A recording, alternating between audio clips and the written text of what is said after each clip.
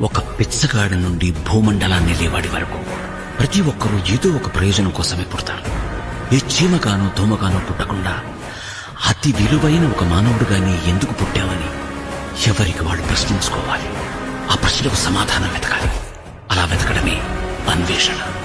ఆ అన్వేషణలోనే వాళ్ళ బాధ్యత ఏంటో వాళ్ళకి తెలుస్తుంది. ఆ బాధ్యతను వాళ్ళు పూర్తి చేసినప్పుడే వాళ్ళ జన్మ ప్రయోజనం నెరవేరుతుంది. ఒక పిచ్చగాడి నుండి భూమండలాన్ని లేవాడి వరకు ప్రతి ఒక్కరూ ఏదో ఒక ప్రయోజనం కోసమే పుడతారు. ఏ చీమగానో దోమగానో పుట్టకుండా అతి విలువైన ఒక మానవుడుగాని ఎందుకు పుట్టామని ఎవరికి వాళ్ళు ప్రశ్నించుకోవాలి. ఆ ప్రశ్నకు సమాధానం వెతకాలి.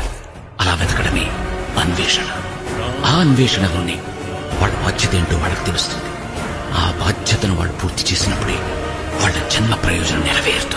ఒక పిచ్చగాడి నుండి భూమండలాన్ని లేవాడి వరకు ప్రతి ఒక్కరూ ఏదో ఒక ప్రయోజనం కోసమే పుడతారు. ఏ చీమగానో దోమగానో పుట్టకుండా అతి విలువైన ఒక మానవుడుగాని ఎందుకు పుట్టామని ఎవరికి వాళ్ళు ప్రశ్నించుకోవాలి. ఆ ప్రశ్నకు సమాధానం వెతకాలి. అలా వెతకడమే అన్వేషణ. ఆ అన్వేషణలోనే వాళ్ళ బాధ్యత ఏంటో వాళ్ళకి తెలుస్తుంది. ఆ బాధ్యతను వాళ్ళు పూర్తి చేసినప్పుడే వాళ్ళ జన్మ ప్రయోజనం నెరవేరుతుంది.